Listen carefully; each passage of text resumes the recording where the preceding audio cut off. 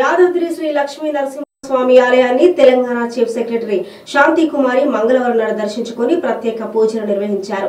మొదటగా ఆలయ అర్చకులు ఆమెకు పూర్ణ కుంభంతో స్వాగతం పలికారు.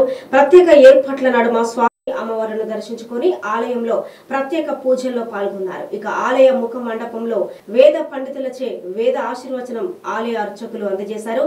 ఇక దర్శనం అనంతరం స్వామి అమ్మవారి చిత్రపటాన్ని స్వామివారి ప్రసాదాన్ని ఆలయ ఈవో భాస్కర్ రావు శాంతి కుమారికి అందజేశారు.